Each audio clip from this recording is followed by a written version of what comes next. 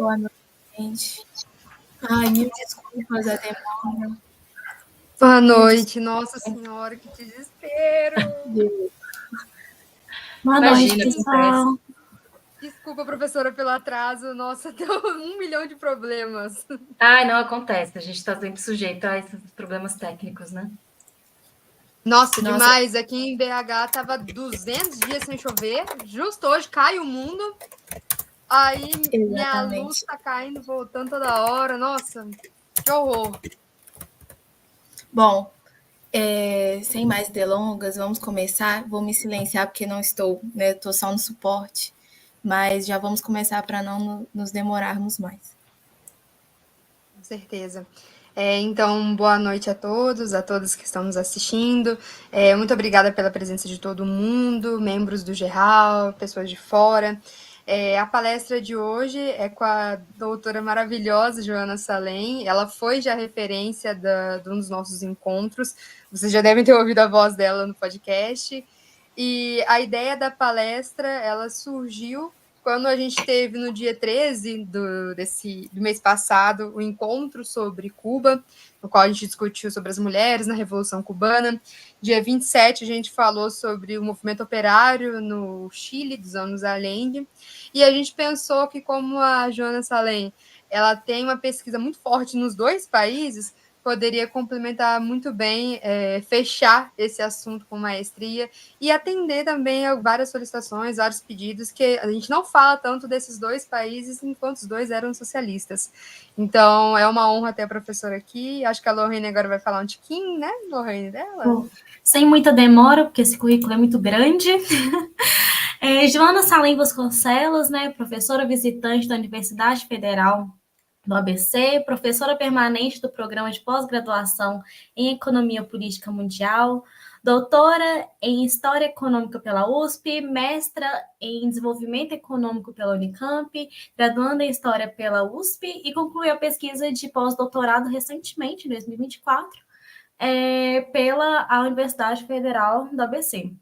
Dentre seus vários trabalhos no campo da história, ela foi pesquisadora visitante da Universidade da Califórnia e é editora coordenadora da revista Latin America Perspectives, além de pesquisadora associada do Centro de Estudos de História Agrária da América Latina.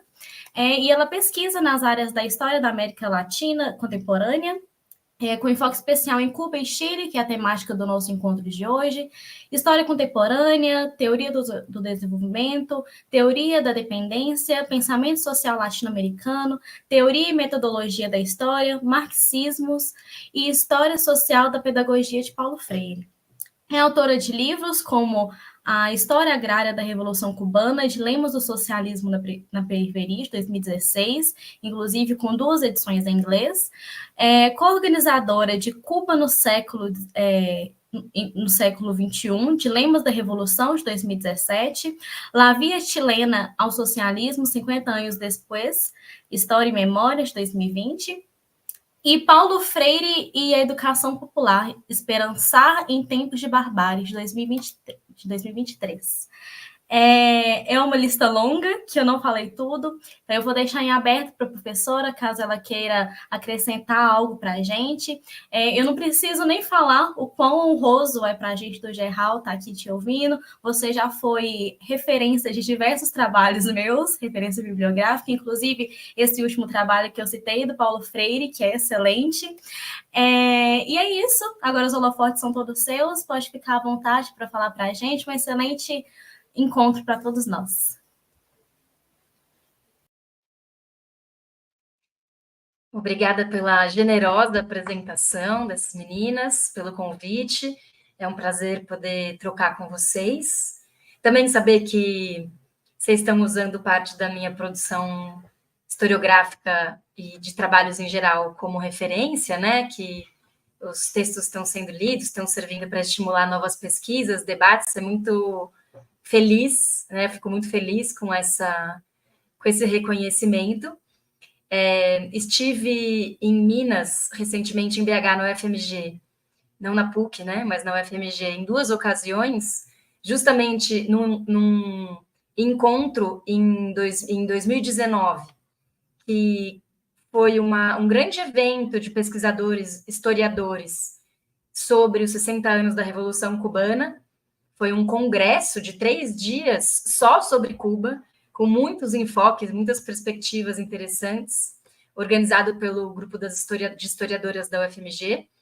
E depois, no ano passado, justamente um evento específico sobre os 60 anos da Revolução Chilena, né? Da eleição do Allende. Aliás, do golpe, na verdade, do golpe de 73. 2023 era essa efeméride, né? Então, associo muito as minhas últimas visitas a Minas Gerais com esses 2 temas, justamente 2 eventos bem especializados na historiografia cubana e na historiografia chilena, e eu convivo, de certa forma, então, com pesquisadores brasileiros especializados em Cuba, tanto quanto pesquisadores brasileiros especializados no Chile, né? E, de partida, já digo que há uma diferença importante entre essas 2 comunidades, né? Porque os pesquisadores brasileiros que estudam Cuba encontram muito mais dificuldade de pesquisa em termos logísticos, em termos de acesso a documentações, tem muito menos material digitalizado, então é imprescindível e absolutamente necessário viajar a Cuba para se fazer uma boa pesquisa historiográfica sobre Cuba, né? Para se obter dados confiáveis, para se obter a documentação.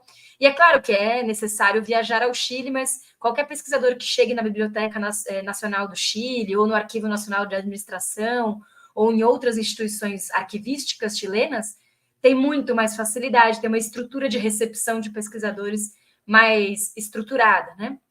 Então, essa minha dupla identidade de pesquisadora sobre Cuba e sobre o Chile me fazem poder ver também os desafios da pesquisa nesses 2 países, né? Eu sou apaixonada por esse tema das conversas entre a Revolução Cubana e a Revolução Chilena, né? Então, eu até tinha feito uma apresentação em PowerPoint, mas vou avisar as meninas que eu acho que eu não vou usar, não, viu? Nem precisa colocar. Eu só vou usar em um momento bem específico, que é para mostrar um mapa. Porque eu percebi que a apresentação desse artigo que eu quero fazer, ela precisa ser contextualizada. Essa apresentação em PowerPoint eu fiz em uma Ampul, em que eu apresentei especificamente o artigo, só que eu gostaria de fazer uma explanação um pouco mais contextual e mais ampla e abrangente do que esse artigo. Eu vou chegar a ele, né? Ou seja, esse artigo ao qual eu me refiro é um capítulo de um livro que eu escrevi junto com a Elisa Borges, professora da UF, sobre a visita do Fidel Castro ao Chile de Allende em novembro e dezembro de 1971.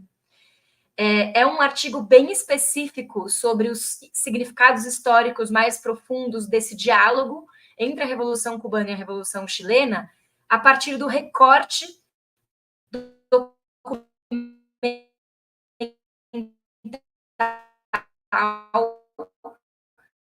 da visita do Fidel Castro, né, ao Chile.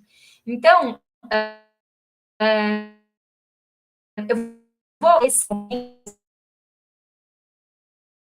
um projeto de integração latino-americana, né?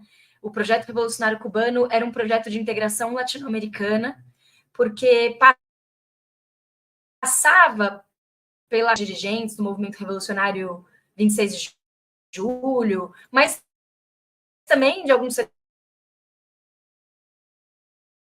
setores do Partido Comunista, que não, no PSP, né, que não se incorporaram, que não fizeram a guerrilha, mas depois se integraram ao governo revolucionário, era compartilhada a compreensão de que a soberania cubana e a ruptura revolucionária da situação de dependência que Cuba vivia passava pela integração latino-americana e caribenha. E 2 expoentes desse pensamento são, em primeiro lugar, obviamente, o Che Guevara, né? Que é a encarnação da integração latino-americana pela sua própria história de vida, né?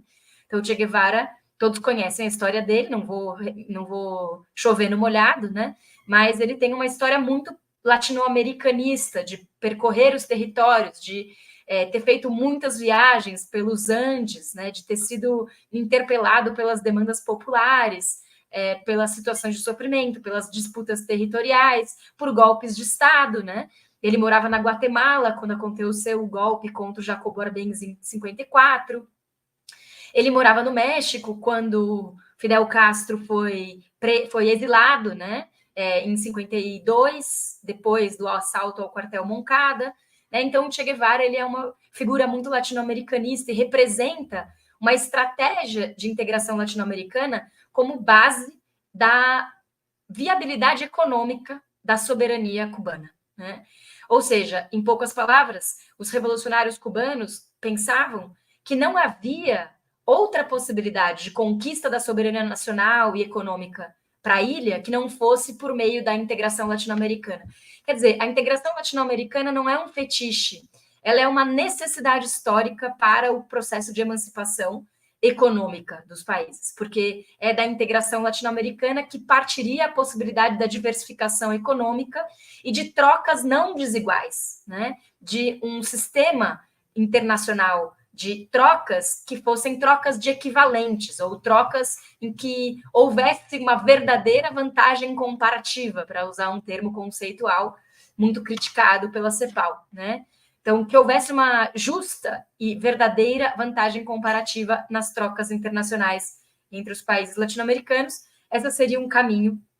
E o Che Guevara escreve sobre isso e vive isso, né? Mas outro quadro da Revolução Cubana, que também não é cubano, veja, e que é tremendamente relevante para se pensar a importância da integração latino-americana para o projeto da Revolução Cubana, é o Juan Oyola, que é um economista mexicano que era funcionário da CEPAL e que foi em missão pela CEPAL para Cuba em 1959 e que, depois que ocorre a expulsão de Cuba da OEA, e o Raul Prebisch se alinha aos Estados Unidos, na Aliança para o Progresso, escreve a Carta de Punta del Este, inclusive, a missão cepalina, né, para Cuba de assistência técnica é encerrada, inclusive com ordens do sistema central ali da Organização das Nações Unidas, não é nem apenas do Raul Prebisch. E aí o Juan Oyola escreve uma carta de próprio punho direcionada ao Prebisch pedindo demissão e dizendo que se a missão da CEPAL está sendo cancelada em Cuba, é porque realmente ninguém entendeu nada do que está acontecendo em Cuba. Porque, como diz depois Carlos Rafael Rodrigues, que é um grande quadro da Revolução Cubana, que dirige a reforma agrária por um tempo, o programa da CEPAL está sendo parcialmente implementado pela Revolução Cubana. Ou seja, um programa de reformas estruturais que tenham uma capacidade de desenvolvimento econômico, de independência política, está sendo aplicado, de fato, na Revolução Cubana.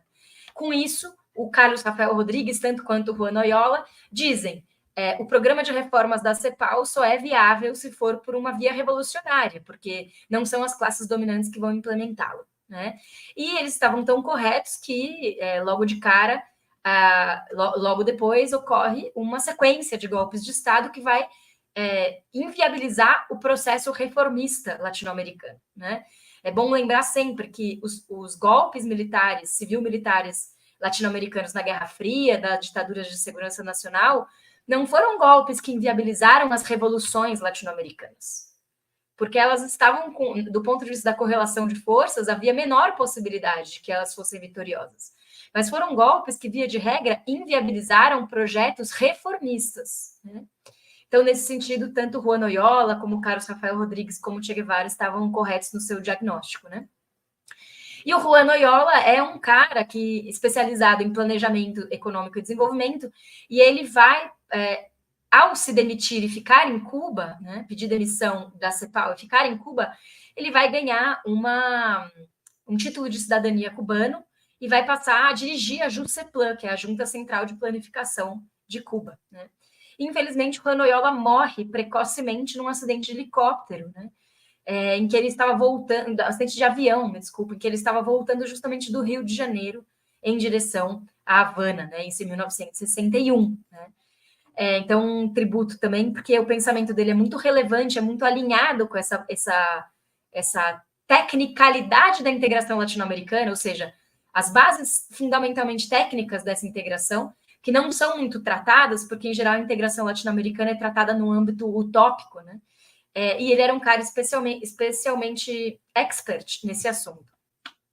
Como todos sabem, né, após a Revolução Cubana se instaura o bloqueio econômico estadunidense, as trocas comerciais cubanas antes da Revolução eram da ordem de 80% a 85% realizadas com os Estados Unidos, e a maior parte disso significava a venda de açúcar e compra de produtos industrializados.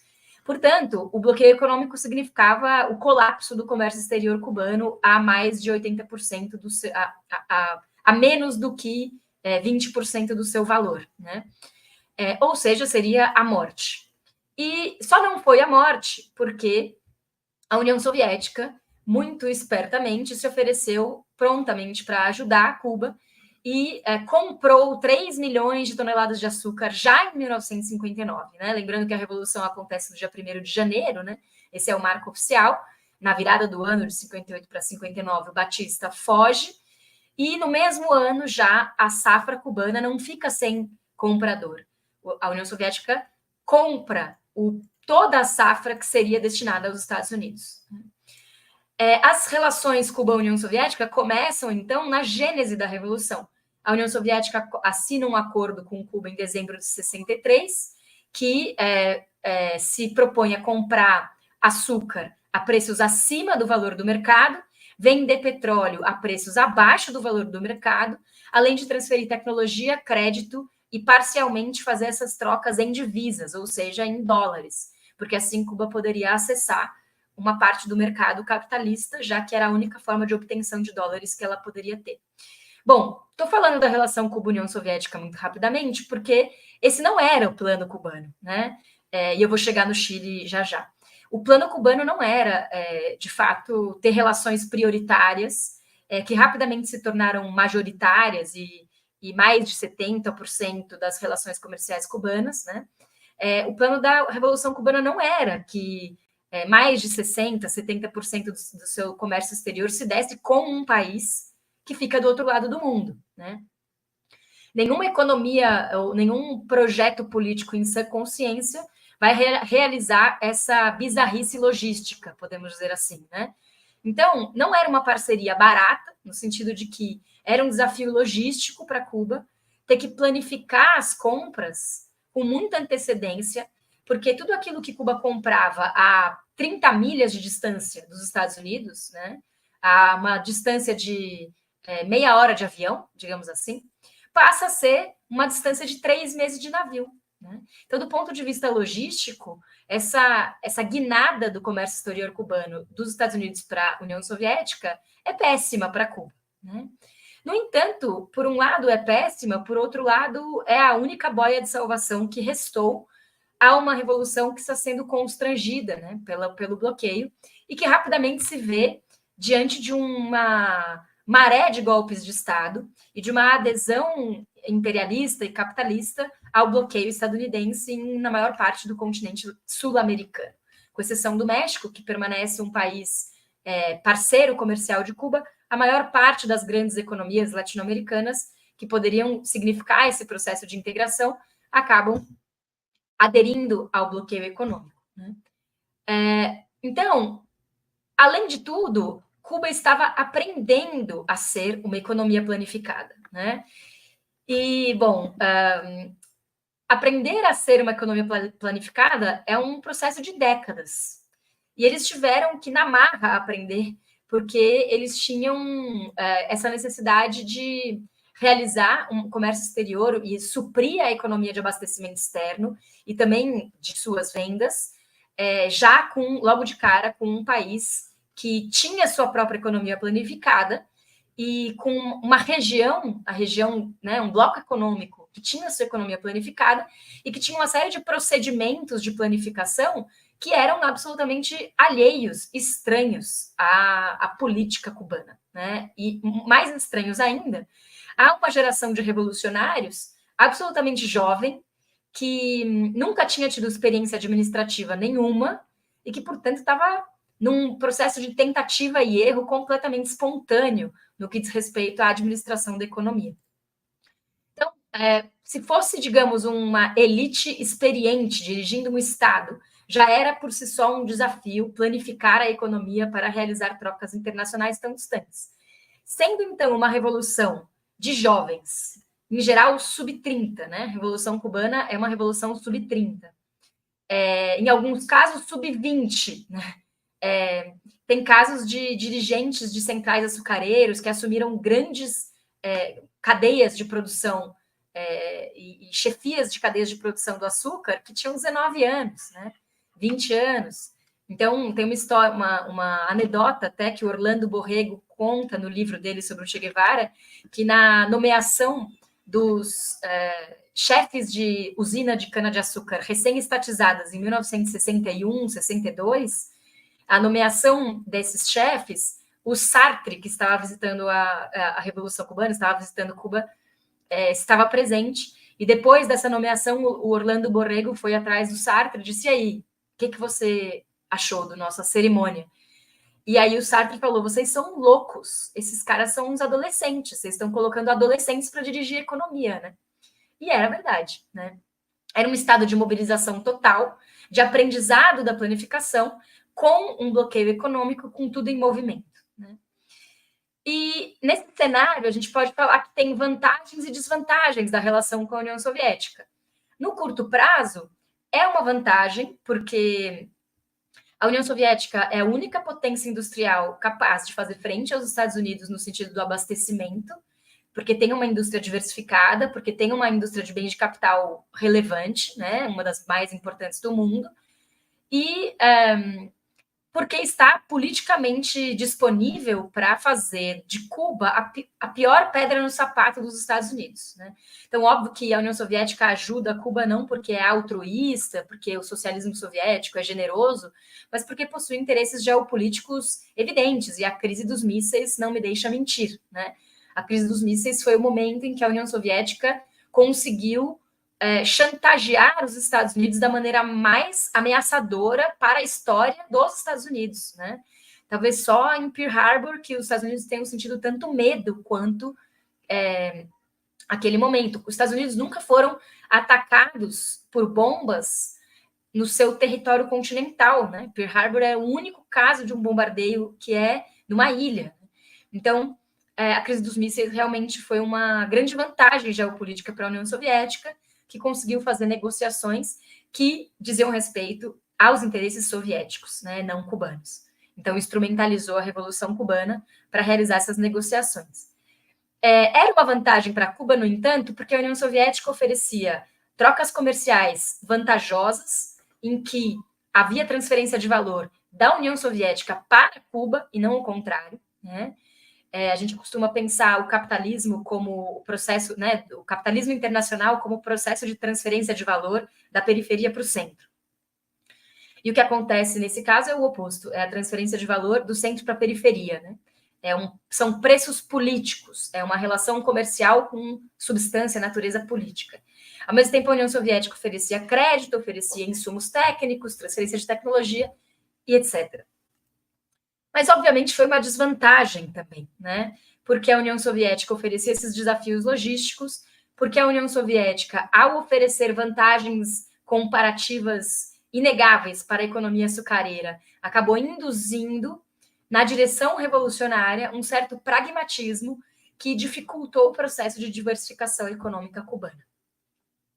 Diversificação essa que possivelmente ocorreria no caso de uma integração latino-americana, com trocas iguais, né, com relações entre pares ou com relações entre países que têm uma similaridade na condição periférica e que, portanto, não é uma relação tão hierárquica.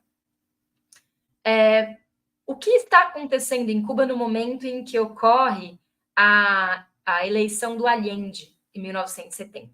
Bom, Cuba tinha acabado de viver a famosa safra de 70, ou a safra gigante, que foi uma aposta da direção revolucionária cubana no sentido de um aprofundamento da economia monocultora, de uma safra recorde de cana-de-açúcar, ou seja, de uma exacerbação dessa característica do subdesenvolvimento, que é a monocultura, em nome de uma espécie de grande salto adiante cubano, né? De uma conquista de um excedente econômico sem precedentes, com o qual seria possível, supostamente, acreditava-se, industrializar Cuba, diversificar a economia, investir numa indústria de bens de capital baseada na indústria do níquel, do cobalto, na metalurgia cubana, que nunca se desenvolveu a contento. O problema é que essa estratégia acabou sofrendo uma série de desafios, né? Inclusive o fato de que os 10 milhões de toneladas foi uma meta nada técnica. A maior parte do corpo técnico da produção açucareira cubana sabia que era impossível atingir 10 milhões de toneladas de açúcar, né, naquele ano. Tem depoimentos de uma dirigente técnica do período, né, que trabalhava com agricultura, a Selma Dias, dizendo que se sabia que só era possível chegar a 8 milhões e meio, e olhe lá.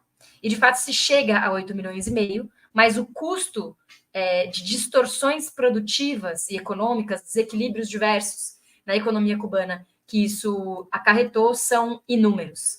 Tanto é que, no dia 26 de julho de 1970, Fidel Castro fez um discurso na Praça da Revolução lotada, assumindo seu erro, a famosa autocrítica.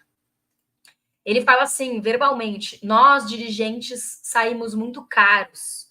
Os erros que nós cometemos saíram muito caros para vocês, né? Então, ele pede desculpas, textualmente, para a população cubana, nesse discurso, por conta dos problemas acarretados pela tentativa de alcançar 10 milhões de toneladas de açúcar.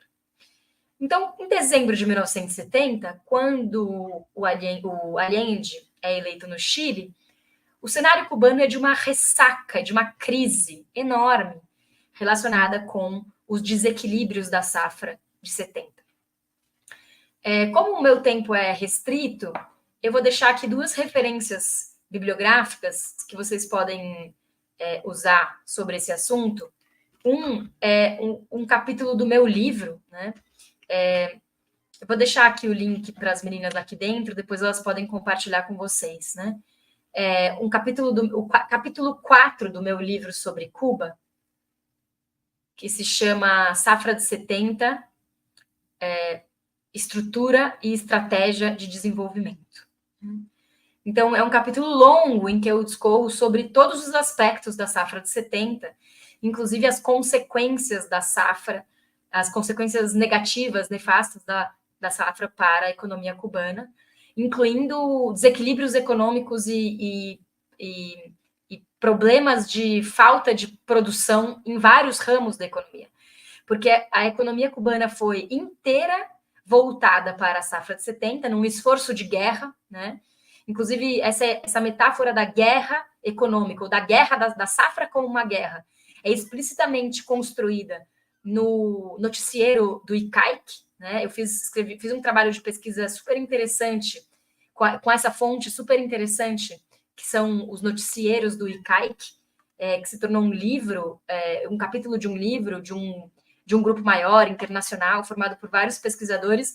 Cada um estudou o noticiero do ICAIC durante os anos 60, 70 e 80, né? 30 anos de noticiero do ICAIC, cada pesquisador sobre um tema, com um recorte temático. A gente fez uma cartografia das fontes, né? E aí a gente, então, eu assisti acho que uns 1000 noticieiros do ICAIC, especificamente com recorte econômico, né? O meu capítulo é sobre economia cubana.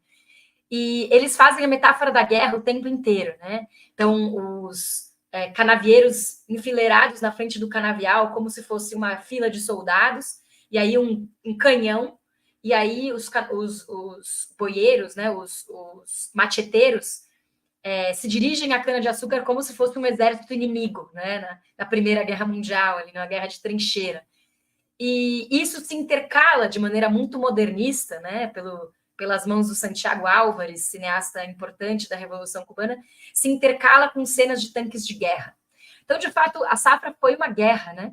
E o esforço de guerra deu origem a um problema, porque a maior parte dos trabalhadores cubanos, em algum momento, foi cortar cana e deixou o seu posto de trabalho vazio. De modo que toda a economia cubana praticamente colapsou, paralisou, para o esforço da colheita de cana-de-açúcar. Então, tem toda uma discussão sobre a dependência tecnológica, sobre por que Cuba não conseguiu mecanizar a safra a tempo, por que foi uma safra tão manual e deveria ter sido mecânica, enfim. Esse meu capítulo 4 do meu livro sobre Cuba está detalhando esse tema. Também tem um artigo meu na revista da Amplac, que trata da safra de 70, também numa perspectiva do debate sobre o trabalho voluntário, né, que acho que também faz parte desse assunto. Bom, nesse sentido, o cenário cubano é complexo, porque a década de 60 teria sido a década grandiosa da Revolução Cubana. E a partir de então, o que acontece é que Cuba passa a depender mais da União Soviética, porque não consegue realizar a sua estratégia de desenvolvimento industrial e se torna mais encaixada na economia do Comecon, né?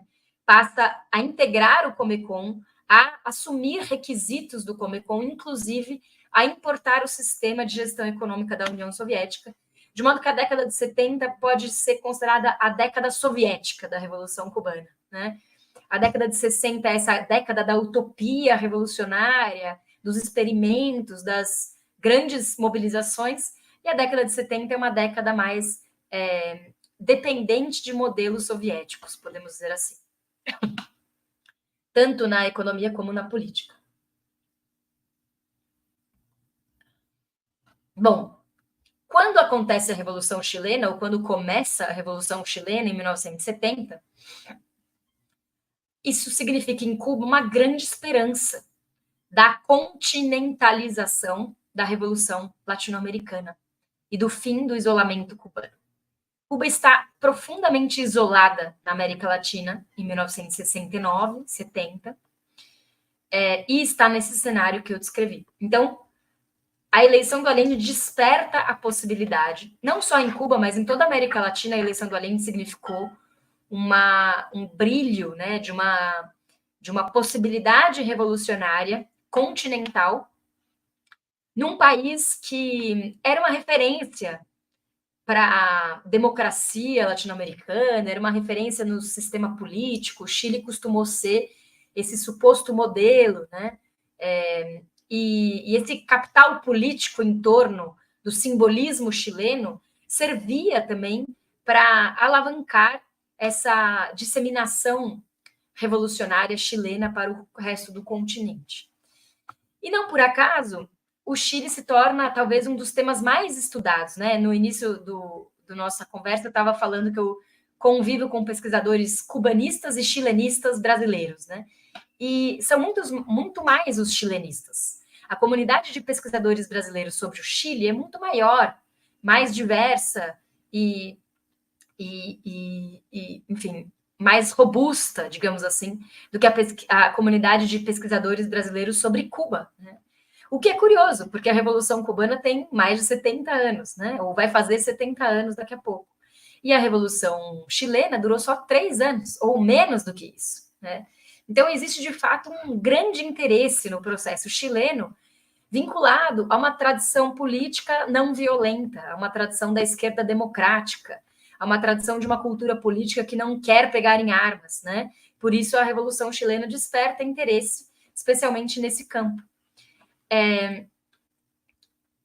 E a Revolução Chilena, no seu primeiro ano, foi muito brilhante mesmo, né? Ainda em dezembro de 1970, é criado um mecanismo de aceleração da reforma agrária. Então, o Jacques Chonchol, ministro da Agricultura do Allende, ele instala o Ministério da Agricultura em Temuco, lá no sul do Chile, e passa a despachar as desapropriações, expropriações da reforma agrária direto numa região que está deflagrada por um processo chamado Cautinaço. A província de Cautim é uma província indígena que protagoniza um dos processos de tomas de terras mais importantes da história do país, em que em cerca de 2 meses, aconteceram mais de 500 tomas de terras, especialmente comandadas pelos indígenas, tanto indígenas independentes das comunidades, quanto indígenas organizados no movimento campesino revolucionário, que era um braço indígena campesino do MIR, né, do movimento da esquerda revolucionária chilena.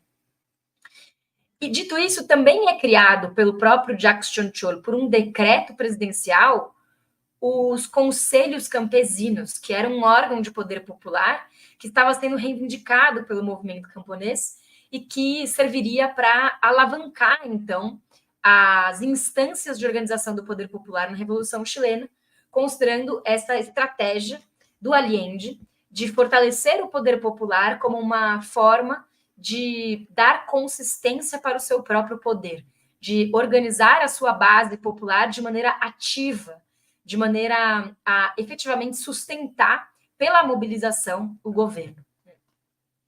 O ano de 1971 é um ano... antes ainda, sobre o Cautinaço, né? Cautinaço é um processo super emblemático do começo do mandato do Allende, porque ele consegue conciliar, logo nos primeiros meses da Revolução, as duas táticas presentes na Unidade Popular, ou na esquerda chilena, né? Eu escrevi no ano passado, na ocasião justamente dos 60 anos do golpe no Chile, um texto chamado Chile, Duas Esquerdas e um Bombardeio que Ainda Ecoa, né?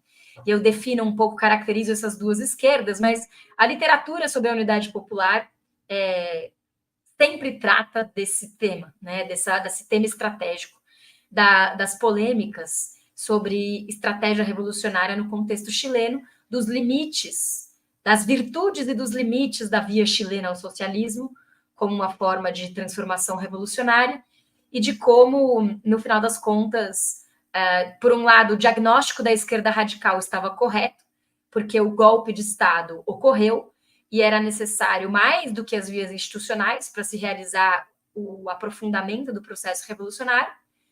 Mas, por outro lado, essa mesma esquerda radical, que teve um diagnóstico correto sobre a escalada da violência contra-revolucionária, essa mesma esquerda radical não tinha armas suficiente para dar consequência para o seu diagnóstico, e, portanto, também não sabia como resistir a essa violência, né? Então, os conselhos campesinos, tanto quanto o Cautinaço, eles significam um momento muito interessante da Revolução Chilena, que é o momento em que as duas táticas se harmonizam, se sintonizam, né? E o ano de 1971 é um ano em que isso acontece. É um ano muito especial da Revolução Chilena, porque é um ano em que as tomas de terra são legalizadas pelo governo, ou seja, o Jacques Chonchol legaliza o Cautinaço, identificando em cada uma das tomas algum artigo da reforma agrária que legitimaria aquela ocupação. Ao mesmo tempo, como diz o Peter Wynne, né, no famoso livro dele, Os Tecedores da Revolução, as tomas de fábricas operam numa mesma lógica em 71. Então, ocorre uma série de tomas de fábricas que vão sendo legitimadas e legalizadas pelo Estado chileno, pelo governo da Unidade Popular, e, portanto, vai se ampliando as chamadas área de propriedade social, que do ponto de vista da estrutura econômica, o setor estratégico que vai comandar a transição ao socialismo. Eu escrevi um capítulo também de livros sobre vou compartilhando meus textos para seguirem um raciocínio se quiserem aprofundar, né? Eu escrevi um capítulo de um livro sobre os dilemas da reforma agrária da Unidade Popular, que que está publicado num livro organizado pela Adriana Vidal, da UFMG, aí de Minas, e pela Elisa Borges, de novo, né? O livro se chama agora eu não me lembro o nome do livro, mas tem a ver com a via chilena ao socialismo, historiografia da unidade popular, e o meu capítulo é sobre a reforma agrária, né? Mas também ocorrem os cordões industriais, a intensificação do poder popular, as tomas de terra, etc. 71 é um ano em que ocorre o aumento da produtividade da Revolução Chilena. Os indicadores econômicos de 1971 são excelentes. Ocorre um aumento da oferta de mercadorias, de modo geral, aumento da oferta de alimentos, aumento da oferta de produção agrária em plena reforma agrária, milhões de hectares sendo expropriados, e mesmo assim ocorre o aumento da produção, especialmente nos assentamentos. Aumento do emprego, né? Um nível de desemprego quase nulo nesse momento. Um aumento dos salários, uma redução dos aluguéis, uma redução do custo de vida, de modo geral, né? E, ao mesmo tempo, então, um aumento exorbitante do poder de compra da massa de trabalhadores. É uma popularização da economia chilena e é um impulso virtuoso que essa popularização da economia consegue realizar logo de cara. Como descreve muito bem o Muniz Bandeira no Fórmula para o Caos, né, a sabotagem econômica é uma das estratégias principais da contra-revolução, do imperialismo. Então, já o ano de 1972, na Revolução Chilena, não representa o mesmo sucesso. O ano de 1972 é um ano muito difícil, em que acontece especialmente a crise de outubro, o paro nacional ou o lockout patronal dos caminhoneiros, diversas crises comerciais, né? Tá aí um grande ponto cego da Revolução Chilena, que é o sistema de comércio. Muito se defendia a estatização das fábricas e a socialização das terras, mas pouco se falava sobre a estatização do comércio. E no Chile, mais de 70% do comércio era privado. E esse foi um ponto cego, porque foi por aí que aconteceu o calcanhar de Aquiles da Revolução Chilena, porque os paros patronais dos caminhoneiros acabaram gerando desabastecimento, gerando uma crise comercial e uma deslegitimação do governo vinda da imprensa dominante, né, dos meios de comunicação das oligarquias, e a história que todos conhecem também do acaparamento, né, da concentração de mercadorias em estoques clandestinos que não eram circulados, né, e da revenda dessas mercadorias mais caro no contexto de inflação. Então, tudo isso começa em 72 e se agrava em 73, com a ajuda dos Estados Unidos, que vão também bloqueando a economia cubana, parando de vender peças de reposição, e todo o tema da dependência tecnológica, de novo, aparece, né? Então, a infraestrutura da economia chilena é muito baseada em bens de capital estadunidenses, que têm, portanto, controle sobre os mecanismos da reposição, das peças de reposição. Isso vai sendo um desafio. Não à toa, o Chile também começa a comprar tratores, máquinas, ferramentas do mundo socialista, né? Havia um planejamento um pouco tardio, talvez, de um sistema de compras dos países socialistas de bens de capital. Tem um colega chileno que está estudando justamente a compra que o Chile realizou de tratores da Bulgária, né, e outros países soviéticos, outros países do campo soviético, que nem chegaram todos, né? Eles realizaram a compra, mas nem deu tempo de que esses bens de capital chegassem no país antes do golpe. Bom, de modo que a gente pode dizer que o ano de 1971 é um ano de confluência das duas formas da Revolução, das duas táticas da Revolução. E o ano de 72 passa a ser um ano da divergência, que é aprofundada no ano de 73. Por que isso é importante? Porque Cuba e Chile são representantes das duas táticas da Revolução.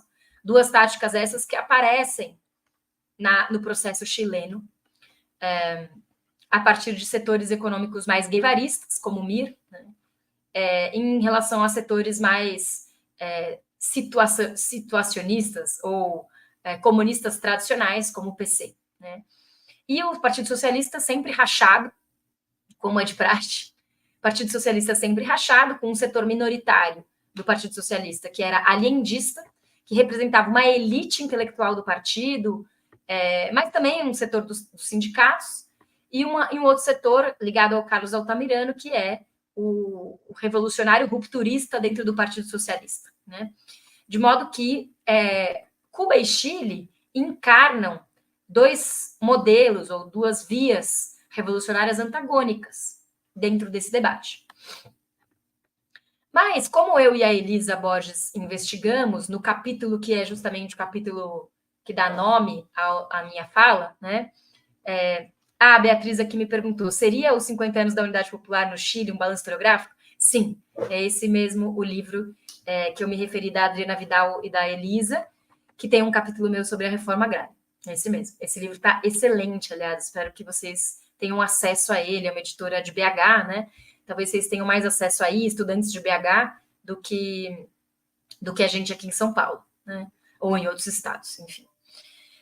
O fato é que essa possibilidade, essa confluência momentânea entre as duas táticas da Revolução é muito visível na Revolução Chilena no ano de 1971. No caso da questão agrária, é possível ver no contexto do cautinaço, né? E eu estudei bastante isso na minha tese de doutorado. E no caso da Revolução Fabril, operária, os livros do Peter Wynne são excelentes para se enxergar o que ele mesmo chama de duas revoluções, né? A Revolução de Cima, a Revolução de Baixo, que em 71 são bastante orgânicas e harmônicas, o que já não ocorre em 72. A visita do Fidel Castro ao Chile do Allende, portanto, ocorre em 71, no momento favorável a essa confluência das duas táticas. Aliás, eu logo de cara já recomendo um documentário que foi feito dessa visita. É uma visita que a gente tem o privilégio de ver documentada, né? Agora não me lembro mais o nome do documentário, eu acho que se chama Fidel e Allende. Eu vou já procurar o nome exato, se alguém puder procurar para mim, mas é um documentário em que o Fidel Castro vai a uma das casas presidenciais do Allende, eles sentam no jardim, tem inclusive no vizinho tem uma escola, e as crianças ficam muito curiosas, porque alguma professora conta que o Fidel Castro está ali, né? E aí elas começam a subir o muro e olhar pelo muro. Então tem um burburinho assim no entorno, e é in loco, né? A conversa entre o Fidel e o Allende, e o Allende contando do Chile e das possibilidades da Revolução Chilena, e o Fidel contando do caso cubano, e compartilhando experiências e dando conselhos, né? Mas é um diálogo extremamente respeitoso, amigável, né? Porque Cuba aposta de maneira muito genuína, muito sincera na Revolução Chilena. Existe uma literatura desse tema, na verdade, o único artigo que existia antes do nosso sobre esse assunto, da visita do Fidel Castro ao Chile do Allende, era um artigo do Alberto Ádio. Deixa eu só abrir para vocês, para eu falar o nome certinho desse artigo. Espera aí, só abrir um arquivo aqui, para eu falar exatamente o nome correto do artigo, que eu vou criticar.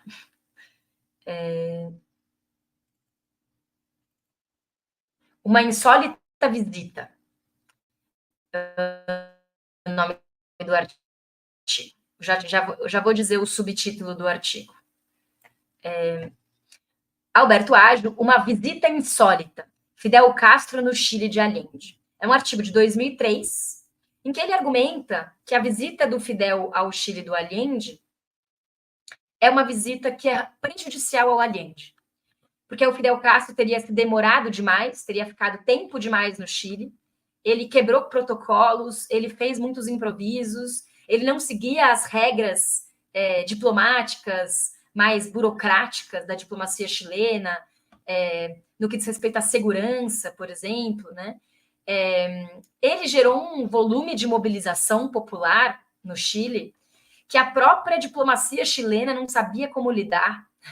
Não havia precedente para uma visita diplomática que despertasse um processo de mobilização popular tão massivo, tão absurdo, tão descontrolado, na verdade, né?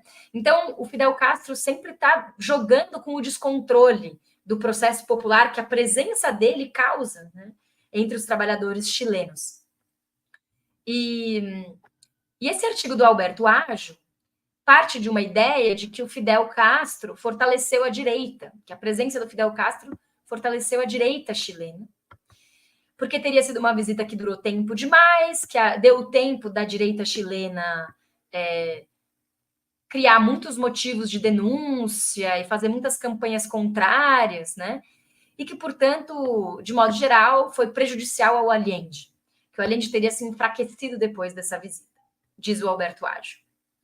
E eu e a Elisa, com base nos documentos que a gente investigou, na imprensa, no jornal, mas também nos discursos do Fidel, nos discursos do Allende, né? E, sobretudo, na imprensa, no que diz respeito à mobilização popular que foi gerada pela presença do Fidel, a gente chega a uma conclusão oposta à do Alberto Ajo, que a presença do Fidel fortalece a Revolução Chilena e não o contrário. Por quê? Porque existem mensagens que são trocadas, né? Existe um grande diálogo revolucionário, e esse diálogo não ocorre entre o Fidel e o Allende, como diretamente nesse documentário que eu citei. Ele é um diálogo de massas, é um diálogo com bases massificadas, porque o Fidel Castro, onde quer que ele esteja, ele reúne multidões.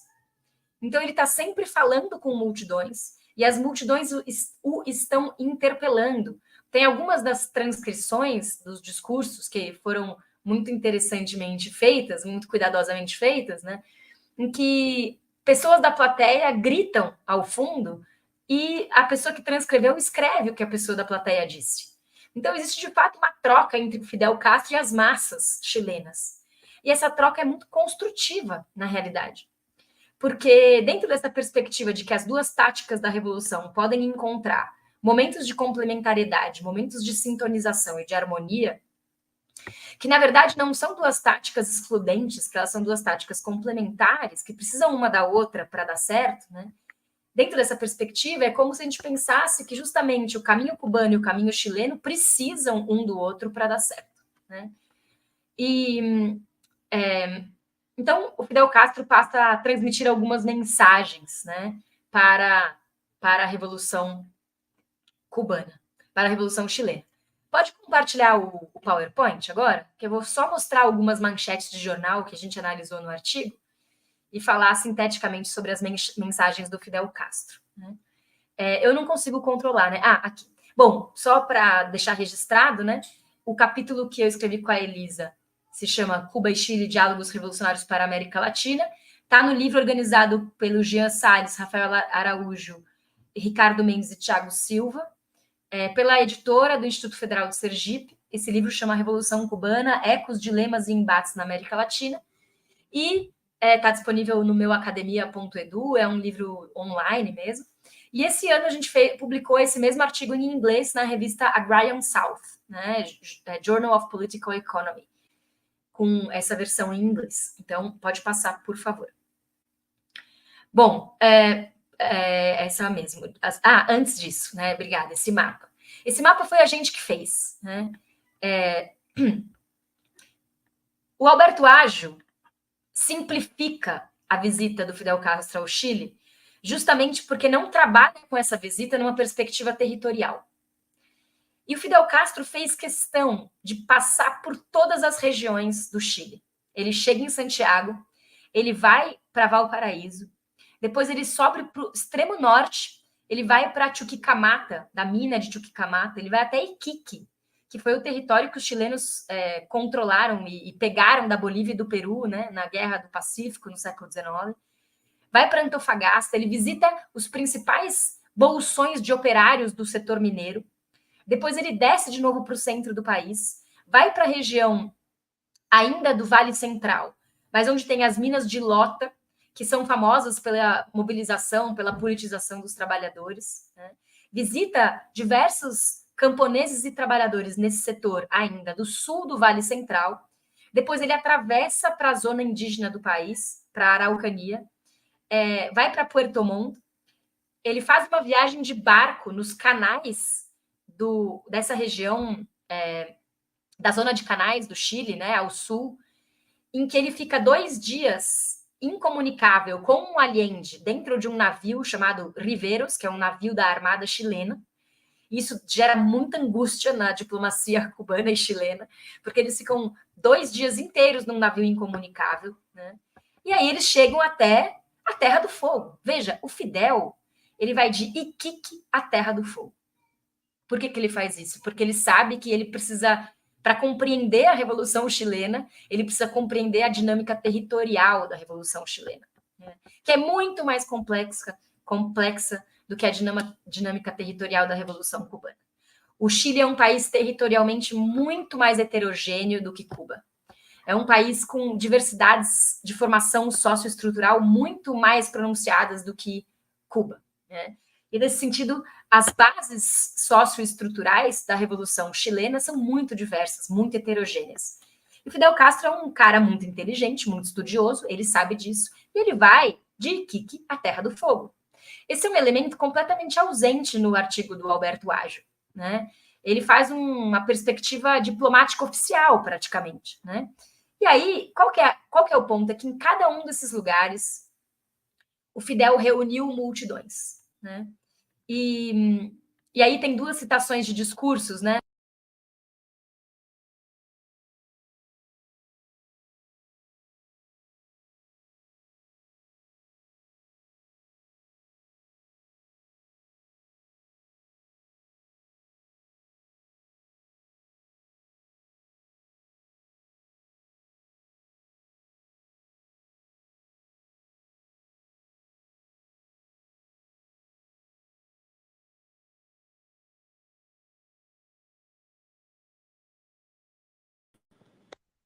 Oi, pessoal.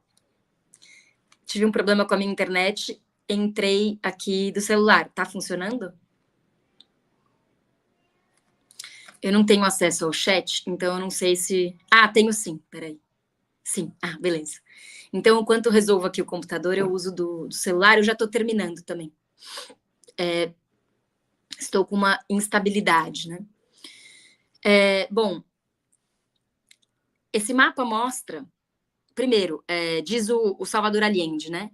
Quero dizer aos companheiros que gritam revolução que Fidel Castro não estaria no Chile se aqui não houvesse triunfado um governo revolucionário. Então, veja, o Salvador Allende utiliza a presença do Fidel Castro para legitimar a Revolução Chilena e a via chilena ao socialismo perante os setores populares mais radicalizados.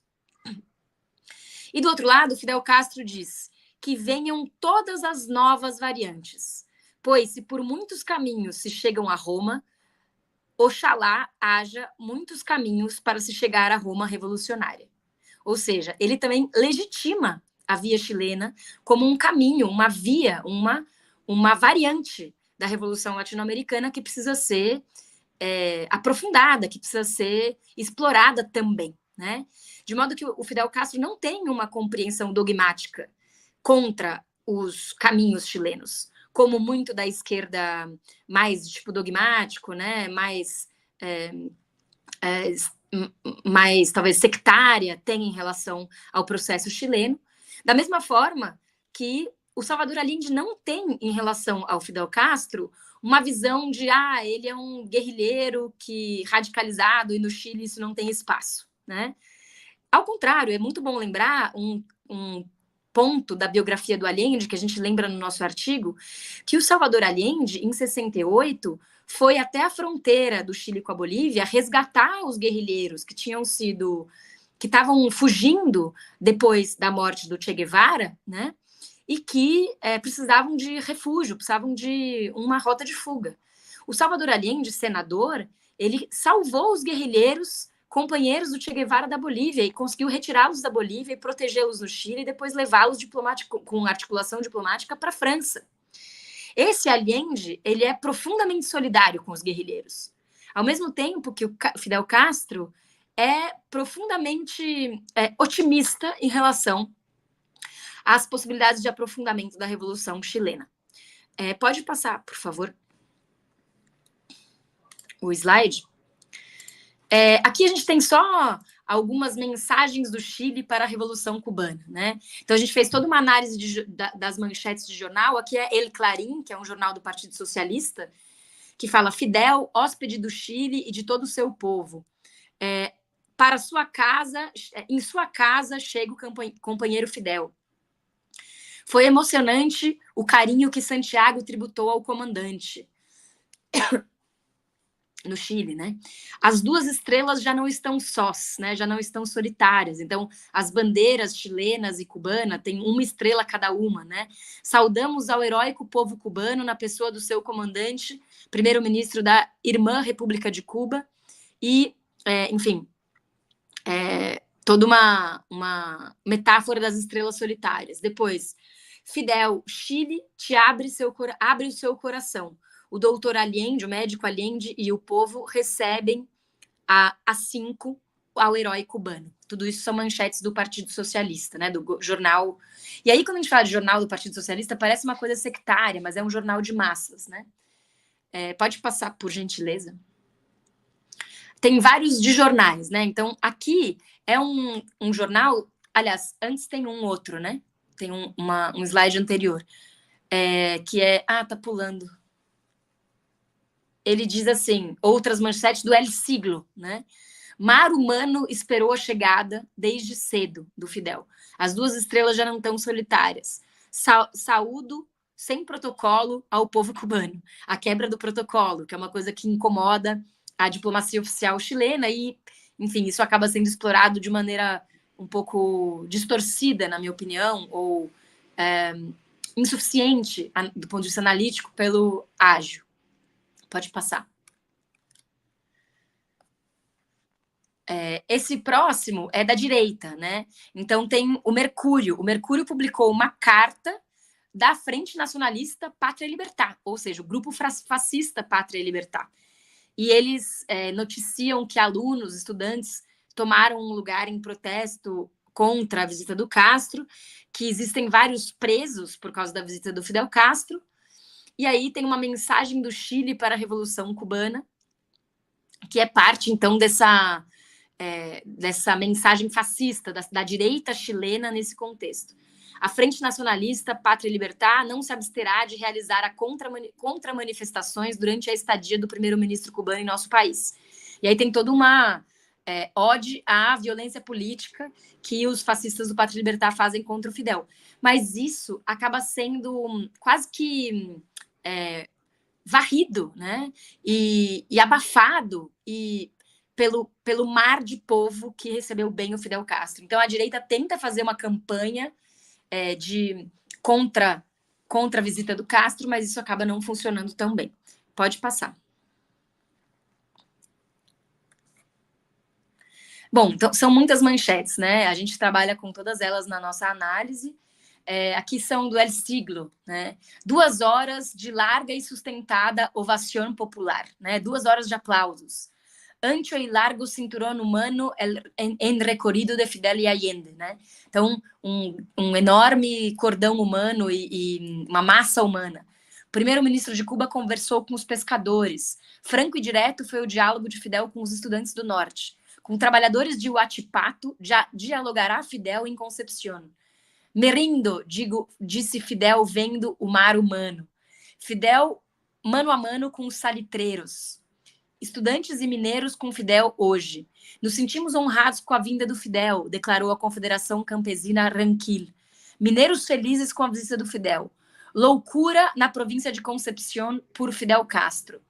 A FAT, que é a Federação... renderá honores ao Chile, de agricultores, né? Agora não me lembro direito, a FAT. E el pueblo saluda alborozado la visita de Fidel Castro. Né? Pode passar. Bom, isso segue, né? Magallanes, centro de la atención mundial, o extremo sul do Chile, o Fidel Castro lá. Ilustre hóspede na nossa cidade, um apoteótico recebimento de Magalhães a Fidel Castro. Partido Radical, que é um partido de centro, saúda ao povo irmão de Cuba e seu primeiro-ministro Fidel Castro, né? Então, a gente fez uma conta, né? Isso é La Prensa Austral, que é o jornal do sul do país. A gente fez uma conta nos discursos que a gente leu. Em 14 discursos, diante de centenas de milhares de trabalhadores, o Fidel Castro foi interrompido por aplausos aproximadamente 212 vezes. E mais de 50 vezes ele foi interrompido por risadas da plateia. Então, a pessoa que transcreveu esses discursos foi muito generosa com os historiadores, porque ela deu dicas do público do Fidel, né? Tanto da interrupção dos aplausos, quanto dos risos, né, da plateia. Então, a gente consegue perceber que foram pelo menos mais de 300, né, interpelações positivas do público em relação aos discursos do Fidel, o que mostra que Alberto Agio está equivocado na sua tese. Pode passar.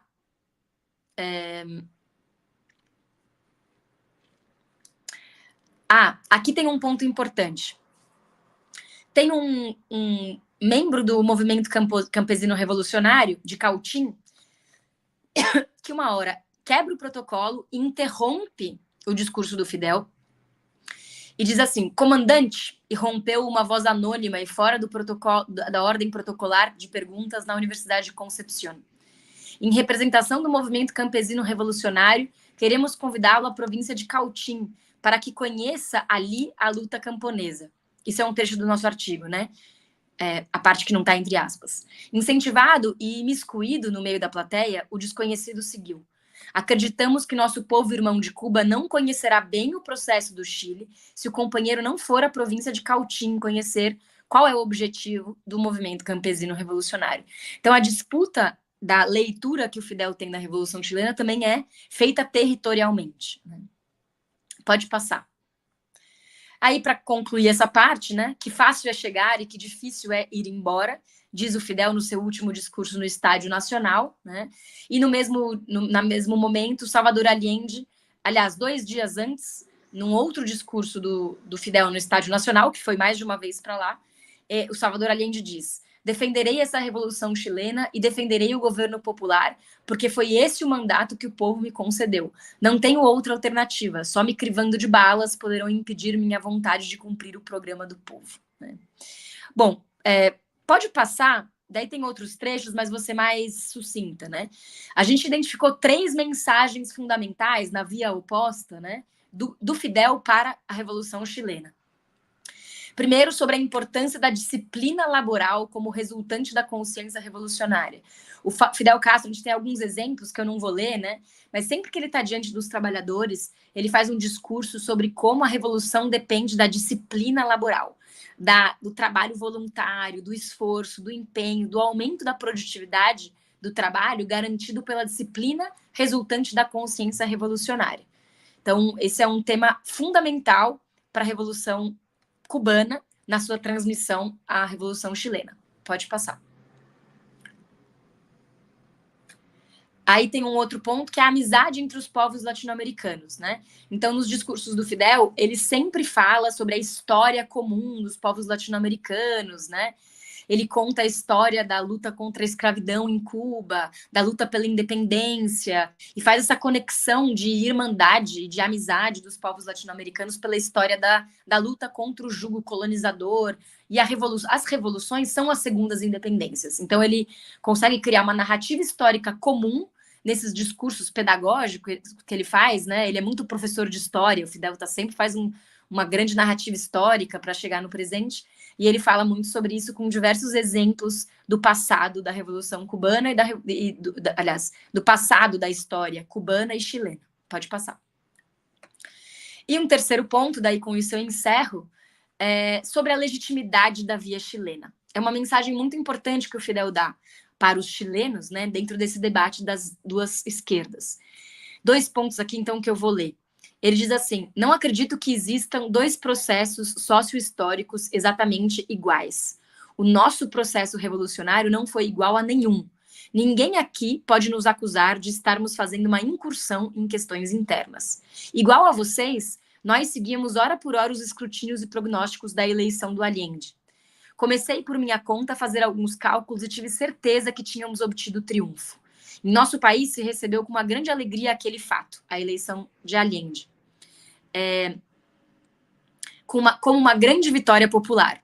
Como poderíamos ver aquele fato? Com tristeza, mortificados, porque se produziu uma vitória eleitoral e sem armas? Seria preciso nos considerar uns cretinos completos, uns incapazes, uns estúpidos, uns ruins e uns miseráveis para supor semelhante atitude em revolucionários. Ao contrário, estamos em disposição de olhar com júbilo qualquer nova variante que se apresente, que venha todas as novas variantes. Pois se por muitos caminhos se chegam a Roma, oxalá haja muitos caminhos para se chegar a Roma revolucionária, que é aquela epígrafe do nosso artigo, né? Enfim, pode parar o PowerPoint, aqui são os nossos documentos, né? Depois, no seguinte, tem a bibliografia, que está tudo registrado no artigo mesmo, então não precisa colocar. Passado um tempo depois, em 72, o Allende vai a Cuba, né? O Allende faz uma visita a Cuba em 72, que é impressionante. Tem um noticiero sobre isso, né? Noticiero do ICAIC sobre isso. Eu fiz uma gravação, inclusive, clandestina desse noticiero, porque ele tinha uma marca d'água do INA, que é a Cinemateca Francesa, que tem os originais, né? E eu fiz uma gravação do celular do computador, porque eu tive acesso a essas fontes durante um tempo determinado, depois me retiraram o login, porque acabou o projeto. E aí eu fiz uma cópia clandestina, meio mal feita, né, desse vídeo do ICAIC, reportando sobre a visita do Allende a Cuba em 72. Então, com isso eu encerro a minha fala, e temos alguns minutinhos breves para conversar. Professora, muito obrigada pela sua fala. A palestra foi maravilhosa, muito bom ouvir a sua fala. Não vou me estender muito, vou ser mais sucinta, já que o tempo nosso é curto. Em primeiro lugar, queria fazer uma pergunta minha mesmo, que eu acho que você acabou já respondendo um tiquinho, mas se você puder aprofundar, eu agradeceria. Que eu queria saber como os setores de esquerda, principalmente o MIR, viram essa chegada do Fidel, essa permanência. Eu vi que você trouxe algumas fontes, né, que elogiaram, que falaram bem, mas eu fiquei um pouco em dúvida na questão do MIR especificamente. A nossa segunda pergunta também é mais que a senhora, se pudesse responder, porque a gente teve alguns comentários, tanto aqui no YouTube, que a gente acabou excluindo, como no post do evento, falando sobre que os dois países eram ditaduras, que o comunismo deixou miséria nos dois países, e a gente gostaria que, se você puder, dissertar um pouquinho sobre isso. Acho que o Rafa também tem uma pergunta. Isso, vocês estão me ouvindo? Então, uma pergunta bem breve. Pedir desculpas, gente, que eu cheguei atrasado, passei por percalços até chegar aqui na palestra, mas, sendo sucinto dado o horário, né? A minha pergunta também já foi meio que respondida. Queria saber quais foram as reações da imprensa, mas mais voltada para a imprensa de oposição, com a visita do Fidel, porque você comentou, professora, que o Águio, no texto, ele fala que essa visita favorece a direita, e até que ponto a imprensa ali de direita reagiu com essa visita?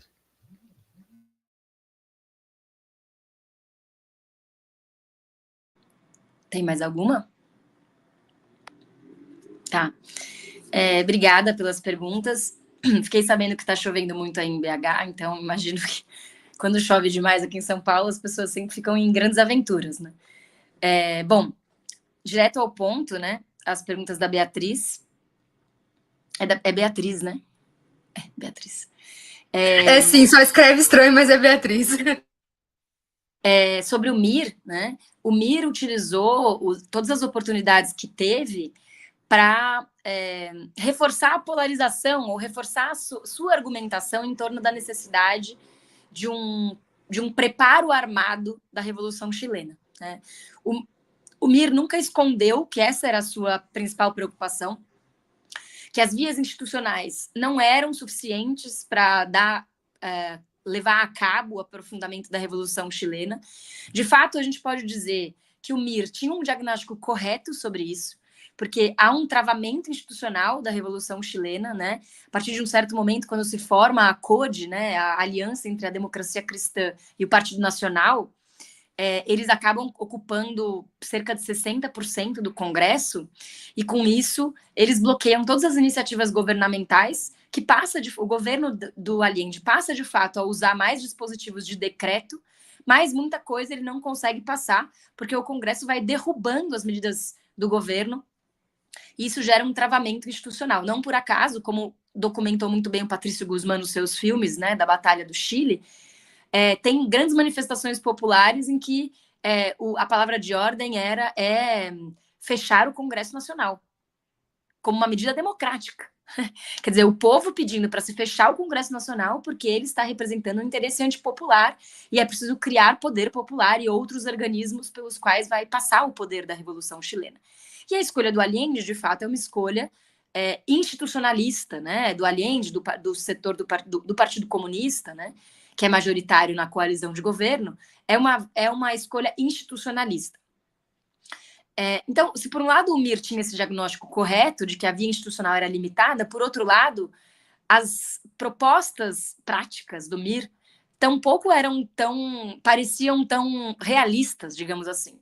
Porque o próprio Mir tinha antes saído de uma estratégia armada e entrado no apoio à coalizão do Allende, justamente porque percebia na sensibilidade popular uma baixa disposição para a luta armada. E o povo precisa ter disposição para a luta armada, para fazer luta armada. Não adianta meia dúzia de iluminados achar que vão fazer. Senão o que acontece é o que aconteceu no Brasil, é um massacre. A guerrilha cubana só foi revolucionária e só deu certo porque havia uma massa de pessoas apoiando a guerrilha, sem pegarem armas, apoiando a guerrilha. E havia um contingente significativo de pessoas que estavam dispostas a pegar em armas. Então a situação cubana, a Revolução Cubana é muito sui generis. Ela não é um modelo a ser replicado e, na verdade, o próprio Fidel Castro sabe disso. E por isso que ele respeita a Revolução Chilena.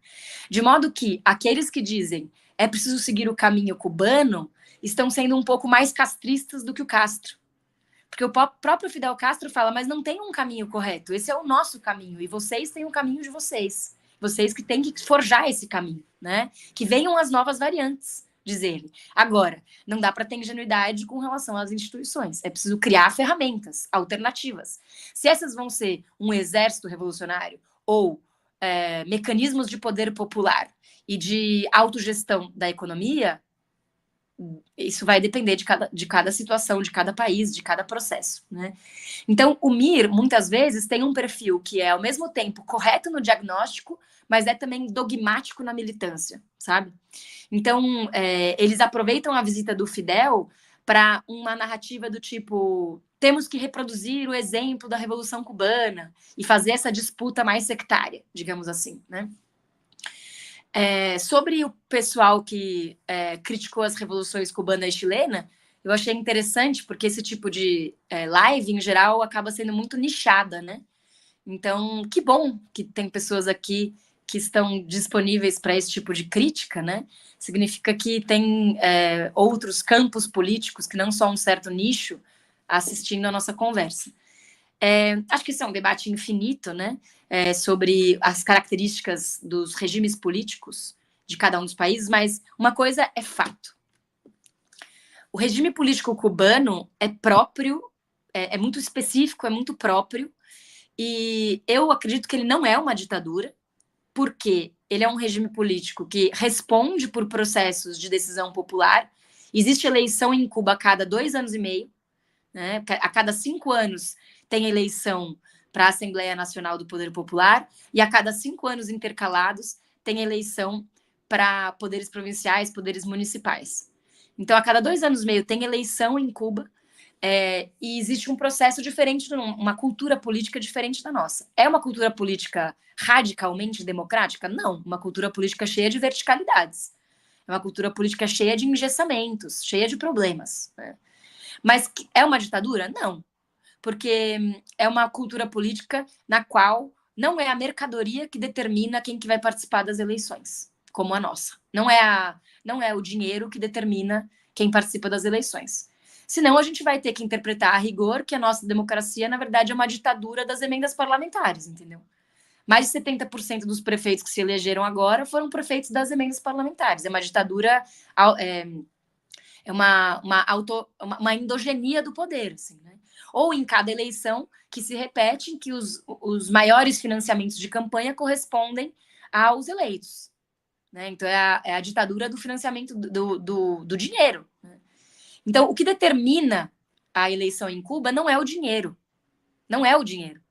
E se a gente não percebe que a nossa democracia é determinada pelo dinheiro, né, pela classe, pelo patrimônio dos candidatos, a gente tem uma visão totalmente ilusória da nossa própria democracia e fica acreditando que outro regime político que tem outros critérios é ditadura, entendeu? Então, não é o dinheiro que determina o regime político cubano, não é um regime político perfeito, é um regime político que tem verticalidades, que tem problemas, que tem também exclusões, né? Mas é um regime político que tem eleição, que tem decisão popular, que tem participação. Os cubanos, em 2019, acabaram de fazer um plebiscito massivo em defesa de que aprovou uma nova Constituição para o país, uma Constituição que continua exaltando a necessidade da construção do socialismo, e a enorme maioria do povo cubano é socialista, né? Então, isso é uma coisa que a direita brasileira precisa aceitar, simplesmente aceitar, porque o povo cubano não está sendo oprimido por um Estado, etc. O povo cubano tomou uma decisão. É a melhor decisão? Isso eles que vão dizer. É uma decisão perfeita? Com certeza não. Tem diversos problemas nessa decisão, nesse processo prático de construção do socialismo. Eu estudei muitos desses problemas, inclusive de Cuba contemporânea. Mas é uma decisão soberana, isso que importa, né? Uma soberania popular. Isso sobre Cuba. Sobre o Chile, gente, putz, aí não tem nem o que dizer. O Chile é o processo revolucionário mais democrático da história mundial. Não existe outro. Não é por acaso que os Estados Unidos foram tão violentos para cima do Allende, porque era muito difícil para os estadunidenses rotularem o processo chileno de ditadura. Era muito difícil, porque era um processo evidentemente democrático e que não caía em alguns lances que Cuba caiu, que Cuba realizou, que geravam essa facilidade de rotulação como violência, ditadura. O fato da Revolução Cubana ter sido uma revolução armada facilitava muito para os Estados Unidos, para o discurso imperialista, rotularem Cuba como uma ditadura. O fato do Chile ter sido uma revolução por vias eleitorais, institucionais, democráticas, etc., dificultava muito a narrativa imperialista.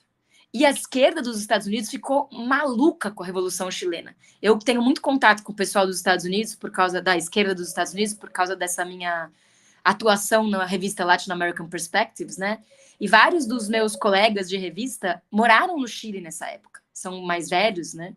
E a esquerda estadunidense ficou, assim, enlouquecida de entusiasmo com a Revolução Chilena, porque isso dava muita legitimidade para essa esquerda disputar pautas socialistas e agendas socialistas nos Estados Unidos, ao contrário da Revolução Cubana, que era muito alinhada, por exemplo, com os Black Panthers, né? Então, os Panteras Negras tinham muita afinidade com a Revolução Cubana e com uma tática radicalizada de enfrentamento nos Estados Unidos. Ao passo que a esquerda mais democrática, institucional, socialista dos Estados Unidos, não armada, viu na Revolução Chilena uma oportunidade que os Estados Unidos de disputar o socialismo, a agenda socialista dentro do país. E eu falo isso porque o Chile, de fato, representa um perigo diferente para os Estados Unidos do que Cuba representou. E o perigo dos Estados Unidos é justamente ter essa agenda radicalmente democrática. E, por último, as reações da imprensa de direita, né? Não deu tempo de aprofundar, Rafael, mas a gente fala sobre isso no artigo, né? Sobre como a imprensa de direita tenta, a todo custo, criar uma narrativa de que existe, supostamente, um povo chileno que está denunciando Fidel Castro, que os estudantes fazem ocupações. Eles tentam criar factoides de mobilizações populares de direita contra o Fidel Castro, só que, assim, é uma onda o que acontece. Vocês viram que a metáfora mar humano aparece em vários, né? Imagina que teve lugares que o Fidel Castro teve que parar de falar. Lá em Lota, né, que é no sul do Vale Central, o Fidel Castro uma hora teve que parar de falar porque não parava de chegar ônibus. Todos os trabalhadores de toda a região descobriram que ele estava lá, que é uma região não central do Chile, e foram de todas as partes. Então, não parava de chegar ônibus, e era um mar de pessoas que não parava de crescer. Onde quer que o Fidel passasse, uma multidão de milhões de pessoas aparecia e tornava a situação insólita mesmo, a palavra do ágio, né? Tô torcendo aqui o argumento do ágio, porque o Fidel Castro era um agente de mobilização da Revolução Chilena, na verdade. O oposto do que o ágio fala, né? O ágio fala, a direita se fortaleceu. E a gente, no nosso artigo, fala, não, quem se fortaleceu foi a esquerda no Chile, com a presença do Fidel Castro. Foi uma presença muito construtiva, muito mobilizadora, que promoveu um diálogo muito instrutivo com o povo chileno. O Fidel Castro aprendeu muito sobre o Chile quando esteve lá, e o povo chileno aprendeu muito com o Fidel Castro também sobre revolução. Né? Eu tenho certeza que foi uma experiência indescritível e inesquecível para todas as pessoas chilenas que viveram aquela conversa com o Fidel. Imagina uma conversa entre dois povos, né? Então, a gente está falando não está falando de dois líderes, está falando de dois processos, uma conversa entre povos. Então, um pouco isso que é o nosso título, né? Diálogos Revolucionários para a América Latina. Não é entre dois líderes, é entre dois povos mesmo. Então, nesse sentido, a direita foi muito atropelada pela realidade, assim. 71, como eu disse, é um momento de hegemonia muito profunda da Unidade Popular. É diferente de 72, quando já começam a ter algumas fissuras no processo, né? Então, basicamente é isso. Assim, durante essa visita, as reações da imprensa foram bem denuncistas, etc., mas acabaram sendo atropeladas pela realidade da mobilização popular que o Fidel promoveu. Perfeito, professora. Você quer falar alguma coisa, Rafa? Não, você vai fazer um comentário, o meu feijão com arroz, né? Que eu li o texto, né? E vi que vocês usaram o Mercúrio, e ele é justamente meu objeto de pesquisa. Por isso que eu fiquei muito curioso para saber mais dessa parte de imprensa. Nos nossos slides, a gente colocou algumas manchetes, né? No slide que eu projetei, não sei se você estava nessa hora, mas tem alguma parte ali que a gente vai desenvolver no artigo sobre o Hélio Mercúrio. A gente não conseguiu falar de todos os jornais também, porque tem um limite, né? Mas foi mais ou menos isso que eu te expliquei agora. Professora, muito obrigada de novo. O GERAL ele é um grupo de estudo que começou esse ano, semestre passado, a gente abordou um tiquinho sobre ditaduras na América Latina. O Chile foi um dos países que a gente se adentrou muito. Então, foi muito bom fechar essa conversa de quase um ano com você aqui. Muito obrigada pela sua fala, pela presença de todo mundo, pelos comentários também, pelas pessoas que participaram no chat. E obrigada também pela paciência dos problemas técnicos que tivemos. Alguém quer falar? Pois eu também tive problemas técnicos, então estamos kits, né?